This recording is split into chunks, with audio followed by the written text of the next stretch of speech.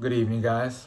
My name is Yuki Murai. I'm an energy healer, transformational coach, and I help you heal in mind, body, and spirit. Today, what we'll be talking about is brain waves and the different frequencies that your brain operates in, and how meditation can help you alter the brain waves in order for you to manifest your dream life.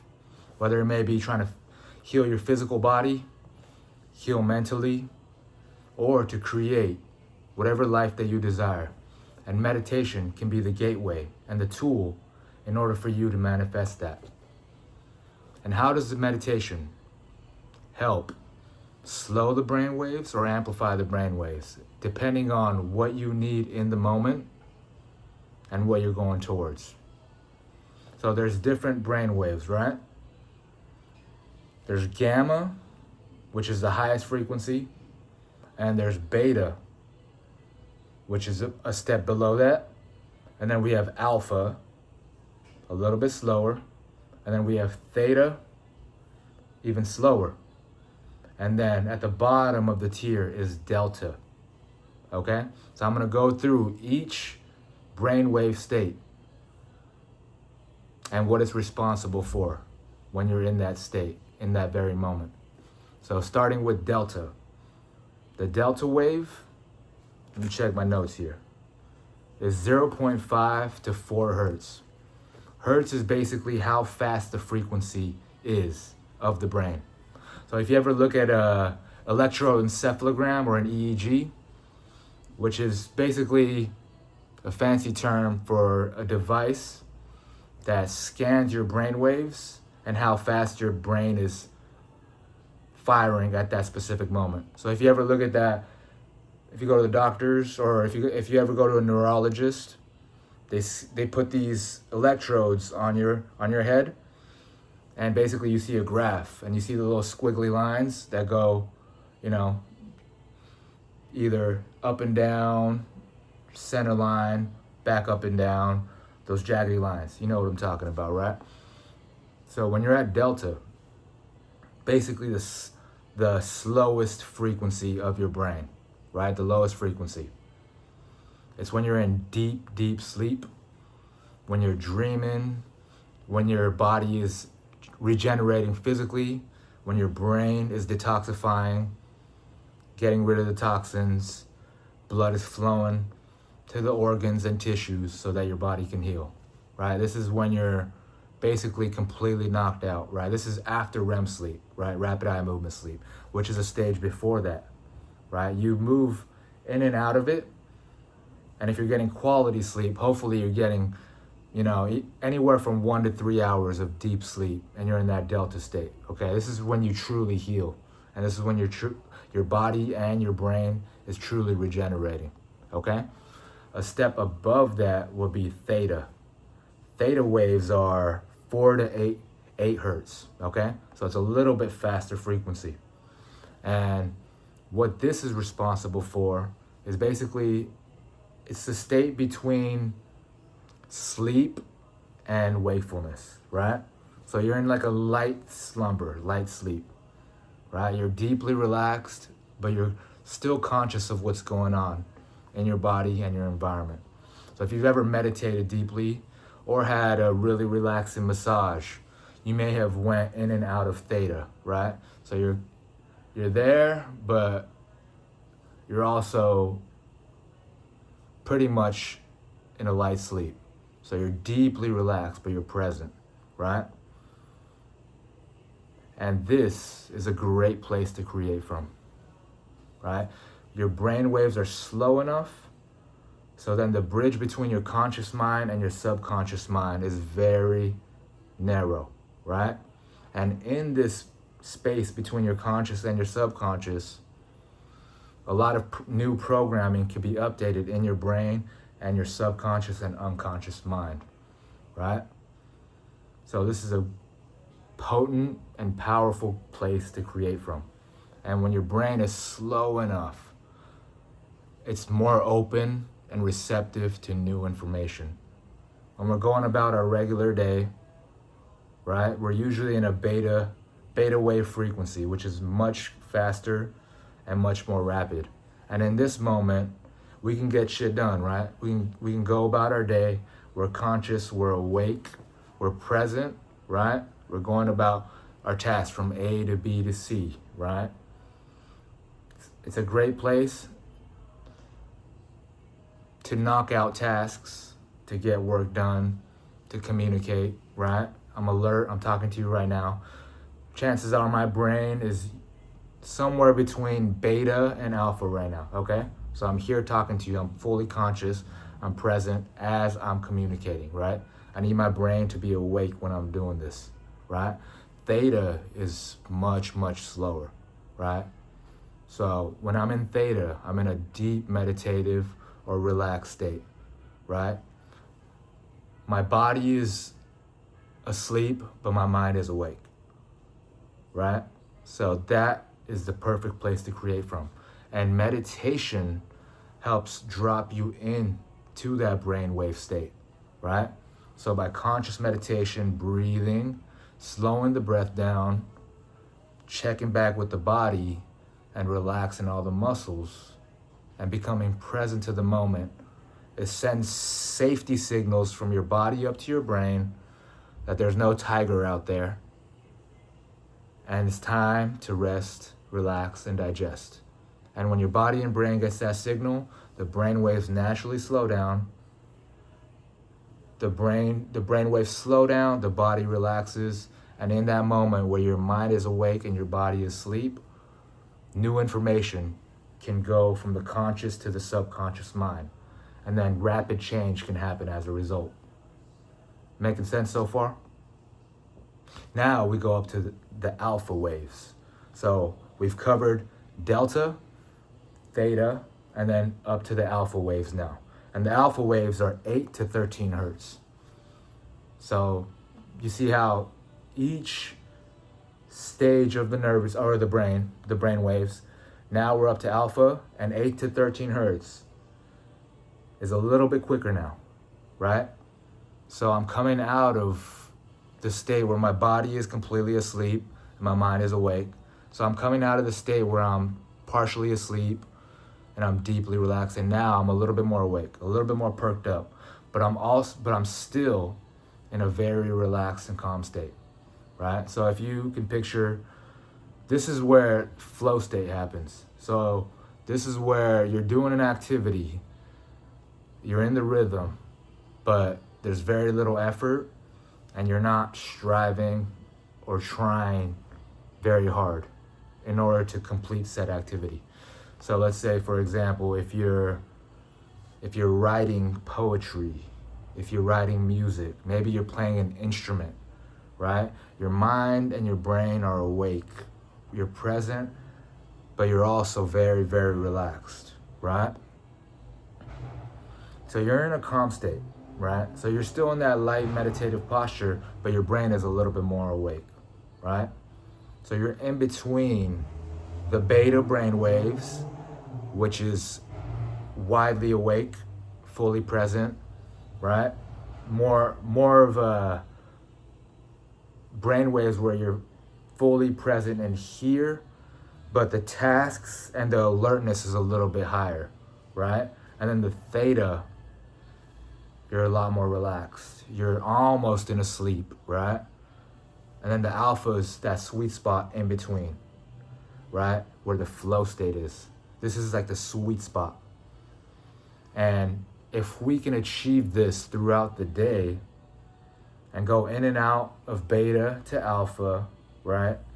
And if we could stay in this calm posture as we go about our day, we're downloading new information into our brain, right? And then we're staying in the more of the parasympathetic nervous system, which is the rest and digest, right? We're able to stay calm and present without being overrun by the sympathetic nervous system and letting the stress hormones, right, and the stress chemistry run our day. So by using meditation in order to alter our biochemistry and our physiology and our neurology, now we're starting to train the brain to be able to come in and out of these brain waves and states by conscious attention and practice. And now you start to take your power back over your physiology and your neurology. Okay? So by consciously breathing, coming back into the body and being present, the body sends signals up to the brain, signaling cues of safety, right? Evolutionarily speaking, if you're able to just sit here and close your eyes with maybe some soft music playing in the background or silently, if you're able to do that, what does that mean? That means you're safe enough to sit here with your eyes closed and present in your body within localized space and time. Because if there was a tiger or a lion out there or a saber-toothed tiger and the environment was dangerous, you obviously would not be sitting here with your eyes closed meditating. Making sense? Okay. So by consciously practicing this throughout the day, and you'll get better at this as it goes, right? You continue to repeatedly signal cues of safety to the brain and the body via the vagus nerve and the nervous system, communicating to the limbic system in the brain, which is the emotional part of the brain, and then the amygdala, which is the fear center in the brain. Blood shuttles from the amygdala and the limbic system back to the prefrontal cortex, which is the rational thinking part of the brain, right? Now, different areas of the brain start communicating, front and back, right? Left and right. And now, your brain, your neurology, and your chemistry and your physiology start to work in harmony, right? And when that happens, that sends a very coherent signal to your physiology and to the environment around you, okay? So the alpha state is a very, very powerful state to be in. And you're not going to be here all the time. But to be able to affect your physiology and your neurology and to come back into alpha when you normally will be in beta or even a high beta pattern, which is where most of society operates today, right? So if you look around, most people are operating from this very sympathetic tone. You know, it's kind of like this buzzy energy if you tune into their energy, right? It's almost like they're constantly rushing, they're constantly distracted, they're going from one task to another, right? Without hardly being present. Most people never really check in with their body to see how they're doing, to see how present they are. They don't really slow down throughout the day. So what that does is now you're wiring that high beta pattern, right? Which is a very fast frequency. And it's an unsustainable frequency to be at as far as your brain waves for a long duration of time. And then eventually what that happens is it installs stress chemistry into the body. Because when you're in that high beta state, chances are you're operating from the sympathetic tone of the nervous system. And when you're operating from the sympathetic tone, which is the fight or flight branch of the nervous system, that naturally downstream through the HPA axis sends stress chemistry down into the body. And now, what does that cause? Inflammation, right? And inflammation is the root of all disease, right? And no organism can stay in a stress state for a prolonged period without rest, relaxation, and recuperation. So it makes sense that a lot of people are physically, mentally, emotionally, and spiritually unwell.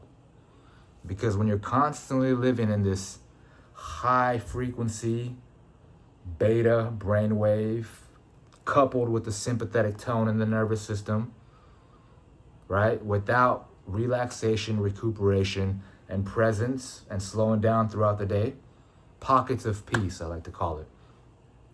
Over time, that wires that stress physiology in the body. And over time, as a result, with the stress chemistry, the neurotransmitters, and then the hormones that go alongside that stress chemistry causes chronic inflammation, which causes chronic dis-ease in the body, right? Because our bodies are meant to be in homeostasis, right? And our minds and bodies are constantly communicating with each other in order to make sure that you are safe, right? And the organism can come back into balance. But if we don't have practices throughout the day to ensure or even make an effort to slow the brain waves down, calm the nervous system, and couple the chaotic, stressful life that we're living in the modern world with some down-regulating practices that nurture the parasympathetic tone of the nervous system, the rest and digest and the recuperation, then ultimately there's a big imbalance that happens in the body and in the brain. And that imbalance becomes that new balance. And now you are headed for a condition, right? It could be anxiety, diagnosed or undiagnosed. It could lead to depression. It could lead to chronic pain. It could lead to a whole host of many different chronic conditions as a result of your body constantly stripping its own resources just to survive, right? And we have no time to recuperate and regenerate, and we stay in that survival pattern because we never give ourselves the space and the time and the presence. And we probably were never taught the tools, the mindsets, and then the habits to incorporate in order to come back to that balance. I hope this is landing so far, okay? And feel free to rewind and watch any of these parts of the video back, right? Because as you continue to watch this and repeat it, this is wiring in your brain. The more you repeat it, right, the more you make a habit of it, eventually neurons that fire together wire together, right?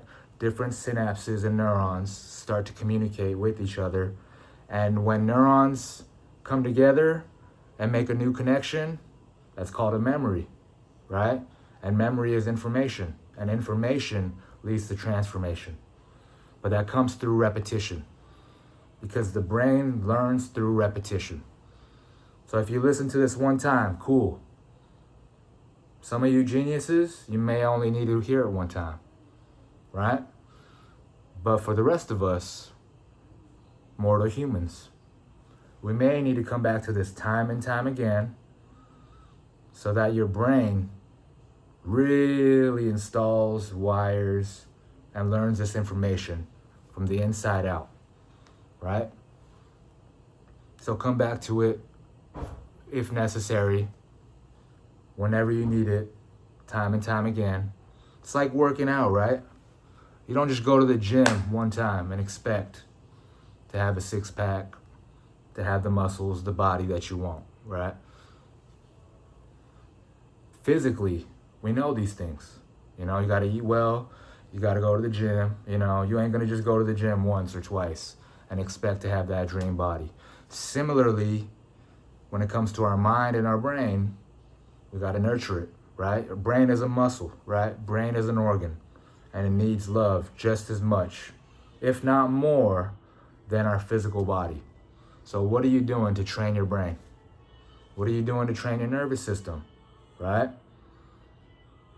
It's okay to do all the physical stuff, but what are you doing to take care of the brain as well? Because your brain needs just as much, if not more love, especially in the chaotic, stressful, modern world that we live in, okay? So now we go from alpha brainwaves back up to beta brainwaves, okay? So this is operating at 13 to 30 hertz. So you see how it's up another notch, operating at a faster frequency than before. And the beta brainwave is where we operate most of the day in our waking state. So you wake up, right? And hopefully you got some deep sleep. So you were in delta, right? And the sun starts to come up, you open the blinds, right? And as the light hits your pupils, now different hormones are cascading through the body and signaling to your nervous system and your body through the pineal gland that it's time to wake, okay? And as this happens, you go from delta, and then you go into theta, and then eventually up to alpha, and then you start to wake up, and then you go into beta, right? So beta state is when you're probably working, you're communicating with people throughout the day. You're doing your errands, you're working, you're walking your dog, whatever you're doing throughout the day. Chances are you're either in low beta, mid beta, or high beta, okay? A lot of people are trapped in that high beta. But as you do these practices to down-regulate the nervous system and slow the brain waves down, as you implement the breath work, the meditation, the grounding, whatever you do that suits you and is aligned to you to calm the system down, to start retraining the brain to not constantly fire the stress chemistry and stay in that sympathetic tone in the high beta brain waves, okay? So the beta brain waves is linked to pretty much intentional active focus and alertness, okay? So we need this brain wave. It's very useful for 1, 2, 3 ABC tasks throughout the day, okay? We need this. When I'm communicating with you right now, chances are I'm moving from alpha to beta, probably like in mid beta, and that's a healthy place to be in if you need to get things done. But we don't want to stay there for too long, all day, throughout the day, right? So if you look at heart rate variability is basically scientifically proven. It's the number one metric for how you deal with stress, right? And how well your body adapts to stress. And basically what heart rate variability is how many or how much space there is in between each heartbeat, okay? So if your heartbeat doesn't have any variability and it beats at the same rhythm time and time again, that's a huge metric that there's something going off in your physiology, and your body, your heart, and your brain is not adapting to your environment and the stressors placed upon it very naturally and very well, right? So the more space and variance you have in between heartbeats, which is heart rate variability, that's a telltale sign of how well your body is adapting to the environment and the stressors placed upon it. Similarly, your brain waves are meant to oscillate throughout the day. So you don't want to constantly just be, it shouldn't look like this to where you go straight up into beta and then you just stay there all day, right? And then you crash back down into delta, which is deep sleep. This is how most people operate. So they get out of bed, right? And then they open their windows, the sun comes in, they have their cup of coffee, and they go straight up into beta brainwaves. And they basically just stay there all day, right? And then going kind of spiking up and down, different stressors triggering them, but all throughout the day, they pretty much stay there, distraction, work, keep pushing through. And then they go back home, they watch their TV or whatever they do, and then boom, they drop straight back into maybe that a little bit of theta, but straight into delta, right? So you see how there's no variance or cadence throughout the day. And the brain, the body, and the nervous system operates on rhythm. It's just like anything in life, right? There has to be, it's like the ocean, right? It's not tsunamis all day. There may be small ripples, there may be medium waves, and sometimes there may be tidal waves, right? Similarly, everything in nature oscillates and has a rhythm. And your brain is the same exact thing. And your brain works off of electricity and magnetism. If you look at an EEG electroencephalogram, you see the bars rising. That's all electricity. They put the electrodes in your brain because your brain is reflecting electricity and it's coming on the graph as a result, okay? So if that electricity doesn't have any variance, your brain is not getting the rhythm it needs. And as a result, your personality, your identity, your thought patterns, your emotions start to become rigid, right? It starts to become compressed, and you become less flexible, less adaptable to your environment, to your thoughts, to your triggers, to your relationships, everything, right? And the more rigid you get, that reflects. The more rigid you get in your neurology in your brain, it reflects in your physiology, and it also reflects in your thought patterns, your identity, your perception of life, and ultimately the results that you get in life. Everything landing so far? Cool. So the beta, 13 to 30, right? Throughout the day, most of the time we're operating at this frequency, okay? And then the last frequency above that is gamma brainwaves, which is 30 to 100 hertz, okay? 30 to 100. So you see how it's a big jump. And the 30 to 100, there's a huge gap there from the lowest part of the frequency, which is 30, all the way to 100. And gamma is super consciousness. It's basically the highest frequencies that the brain has. And this is where incredibly fast information processing can happen. And this is where people have a health condition, and when they hit this gamma state, this super conscious state, some call it God mode, there's many different terms for this, but instant change can happen. Incredibly high level information processing. So this is when, if you ever just knew something or something, information lands instantly, and it's just this visceral knowing in your body. Not a hypothetical, not something that's out there, but it's this visceral knowing of, you hear something, you consume something, information hits you, and then you just instantly know, and it lands viscerally in your body, and you feel it through every cell in your body. That's what gamma feels like. It's like everybody's had this moment, where maybe you're praying to your God, your higher power. Maybe you connected with your pet. Maybe you connected with a loved one, and just this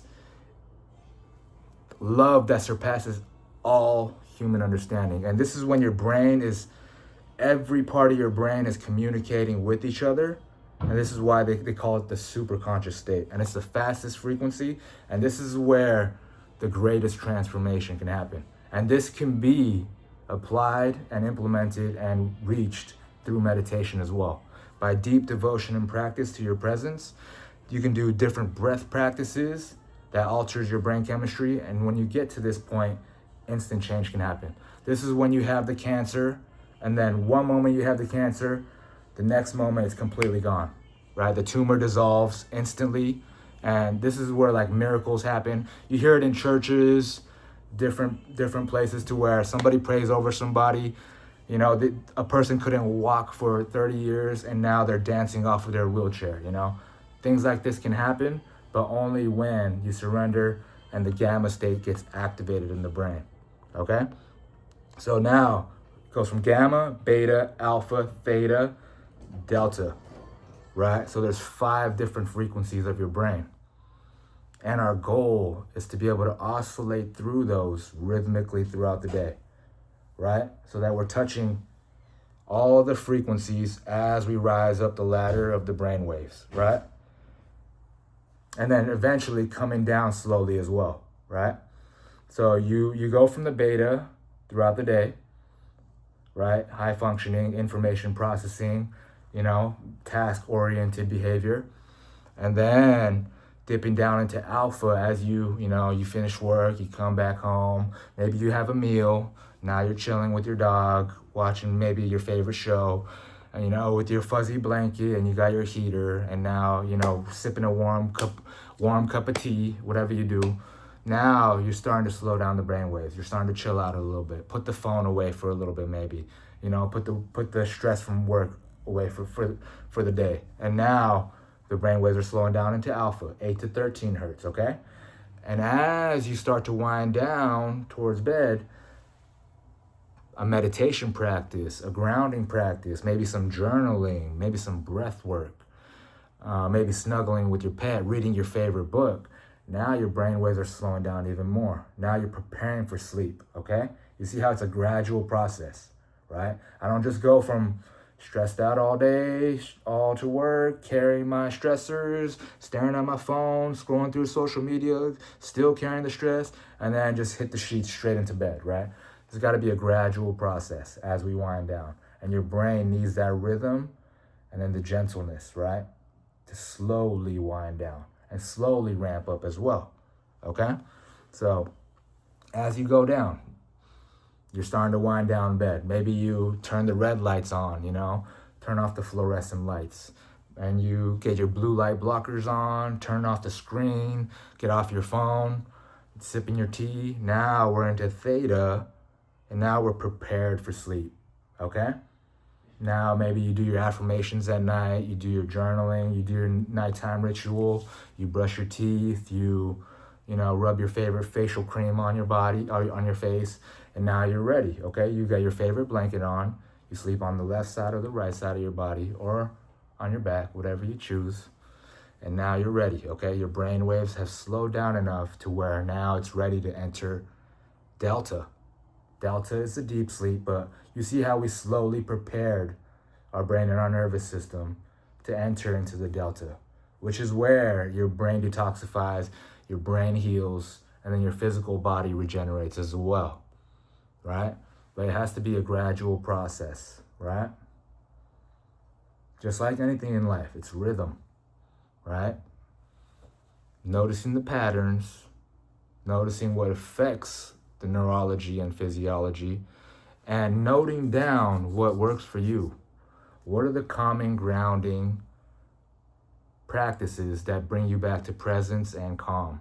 Some people it may be journaling, some people it may be breath work, some people it may be meditation, some people it may be reading a book, some people it may be sipping a cup of tea, maybe it's a nice calm conversation with a regulated friend. Maybe it's just snuggling your pet and just chilling. Maybe it's listening to soft music in the background, or possibly going on a nice peaceful walk with your favorite music in your ears. Maybe it's just sitting here, breathing, and just feeling the surface of the ground beneath your bottom and whatever you're sitting on, right? Maybe it's just looking around in your environment, orienting, allowing your body to know that it's here and safe, right? Find what fits best in your schedule, with your personality, and feels authentic to you, that you can stick to. That's the most important thing, right? Because if you don't stick to it, like I said before, it's gonna come, it's gonna go, right? And a habit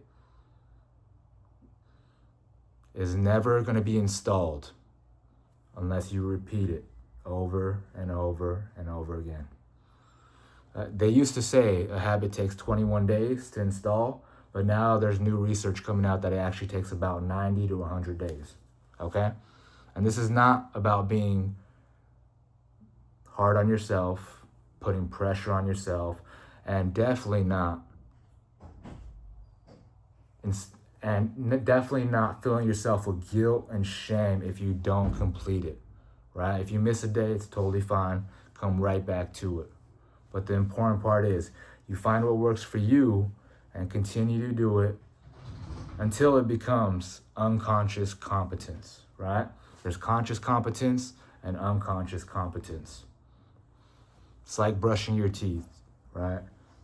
Or driving to work. It becomes installed to where your subconscious is doing it for you. Your body goes without your mind thinking. And this is what you want for these regulating practices. It's like walking, right? It used to be hard, but now it's unconscious competence. You don't got to think about it. You just get up and go. And these practices, I invite you to practice this repeatedly until you get to that point, right? It's like brushing your teeth. Your brain needs the relaxation and the practices, just like your body does. You go to the gym to train your body, but what do you do for your brain and your nervous system, right? We're not taught this in school. And the body is just as important as the brain, and vice versa. Your brain is constantly speaking to your body, and your body is constantly speaking to your brain. So why not do both, right? You brush your teeth, let's brush your brain as well. With the meditation, with the grounding, whatever practices that bring you into that regulated state, okay? So we're gonna review this one more time before we close this out. So delta, theta, alpha, beta, gamma. And what I want for you guys, I have a little bit of homework. So pick 3 practices that help regulate you, ground you, and bring you back into balance, okay? So for me, my favorite is meditation. I love breath work. I love journaling. I have many, but those are probably my top 3. And I also love listening to soft music and just coming back into the body as well, right? But the breath, the presence, and the somatic awareness is always going to get you back to that point. At first, it's going to be uncomfortable. Any new habit is going to take a little bit of discomfort. It's like going to the gym for the first time, right? You come back and you're sore. Probably doesn't feel good. The first couple times you go, you're scratching tooth and nail to go. But once you get there, usually you start getting in the rhythm. And once you start getting in the rhythm, you go, and it's not so much of a chore anymore. And same thing as the physical we talked about. These practices are going to eventually be there. And then you start to reflect and be like, oh, wow, this is actually making me feel that much better. And when you start to see the results, now you're applying evidence to what you're doing. And when you apply evidence to what you're doing and you see the results, it wires it in the brain even more. The prefrontal cortex, which is the rational thinking part of the brain, turns on. And now you're installing this habit into your neurology. And that's my goal for all of you, okay? So pick 3 practices. Keep it simple, right? I'm not asking you to sit and meditate for 2 hours, you know? What about 5 minutes after your busy day at work, or even during or before? Whatever time works best for you. And preferably morning and night, and something in between as well. But just pick one time throughout the day, something to where it's not too astronomical, so it doesn't feel impossible, right? It's challenging, but it's doable, right? So basically that's what flow state is. Flow state is, you want a stimulus that challenges you, but stays below the overwhelm zone. So that sweet spot to where the stimulus is challenging, but it's within the confines of your current capacity. And I want you guys to find that, okay? So if you can sit, breathe, and meditate for 2 minutes, and that's challenging for you, but you're not dying, right? And it's doable. Start there. And then as you do it, just like progressively overloading in the gym, right? You're not going to put 4 or 5 on the squat bar the first time you go and squat. You're probably going to start with the bar, right? And then the next week, what do? Throw some tens on there. A quarter, a plate. You get my point. And eventually, as your body and your brain adapts to the new stimulus, you start to adapt, and as a result, you're able to do a little bit more, right? And then you can stack practices as well, right? One day you may journal. One day you may meditate. One day you may do the breath work. One day you may take a nice little walk. One day you might read, right? One day you might just cuddle with your pet and just chill. One day you might listen to some soft music while doing some vagus nerve exercises. There's many different things you can do, right? One day you may do some deep stretching while listening to some nice music. One day you might do some yin yoga, maybe some yoga nidra, right? You get the point. You can look many different practices up, start to implement it, start to try it, and whatever sticks, stick to it. And trust your intuition and your body as you're doing it. How do I actually feel?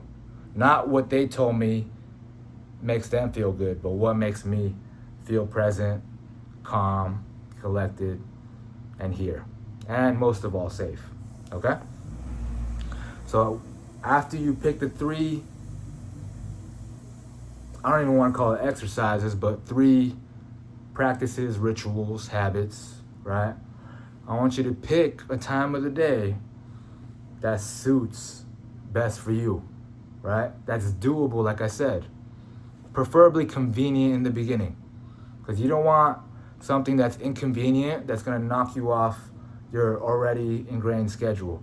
Because if it's going to be too cataclysmic and earth-shattering to where it knocks you off of your normal routine, it may be too overwhelming for your brain, and chances are you won't stick with it because it's shifting your life too quickly, okay?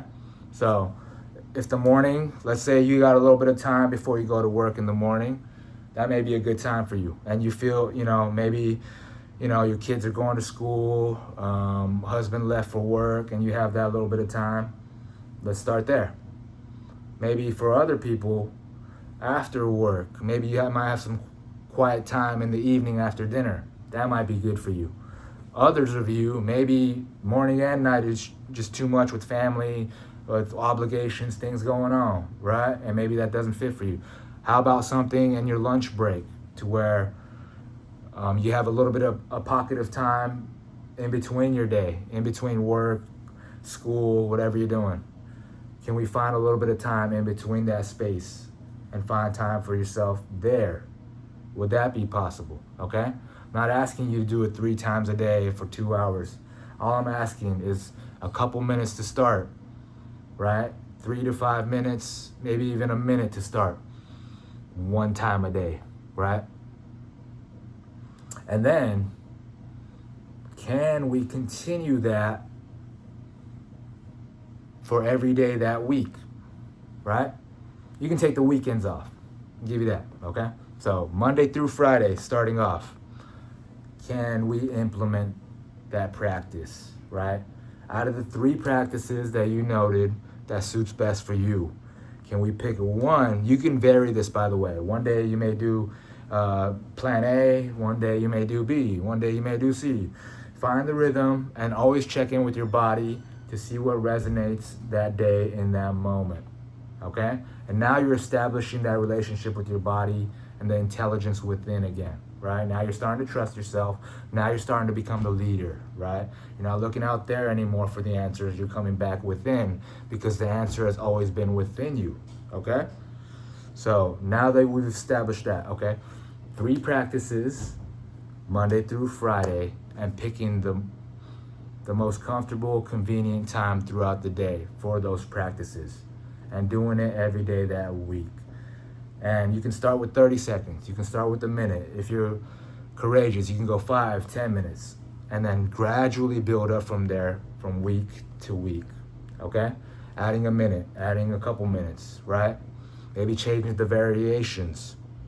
Maybe changing the your scenery, All of these are wiring new neural pathways in the brain, right? And through neuroplasticity, the brain's ability to change itself as a result of new information coming in from the environment, our thoughts, and our internal stimulus, the brain is changing. And when the brain changes, you change. And when you change, your life changes. You catch my drift here? You see how all this is connecting now, right? So, final thoughts here, okay? Final thoughts. Your brain waves and the rhythm of your brain oscillates as a result of your state of being in the moment. And you have the power to shift the brain waves throughout the day based off of your thoughts, your feelings, your intention, your presence, and the way you're moving through life, right? The speed in which you're moving through life. And you have the ability to shift that, okay? So you are not a victim to your physiology no longer. You can establish the relationship between brain and body again, take your power back over your physiology, your neurology, and your life and your environment, and watch your life shift, okay? Because everything starts with your frequency and vibration and your energy. And what controls your frequency, vibration, and your energy? Among many things. It's your state of being, right? It's the health of your body, mind, brain, body. It's the thoughts, it's the feelings, and how you're going about your day, right? What are you thinking? What are you feeling? How are you behaving, right? And these are all things that are within our control, right? It may not feel that way a lot of the times. It may feel like it's a constant hamster wheel of unconscious patterning, right? But until we wake up, pause, interrupt, and take our agency back, we will stay stuck in that subconscious loop, and we will be victims of life instead of masters of our creation. All right? I hope this video helps. I know I was ranting for a while there, but I hope I was able to give some practical insight so that you can start applying some of these principles, some of these concepts, and some of these ideas into your life so that you can start shifting whatever area of your life that you're trying to shift. And if you have any questions, you can email me, you can DM me on Instagram. I'll link those down below in the description. And feel free to give me feedback in the comments. What did you like? What did you not like? What did you learn? How are you implementing this? And how is this helping you ultimately? Okay? Make sure to like this video, subscribe to the channel, and leave your comments down below. I want to hear your feedback, all right? Till next time. Peace.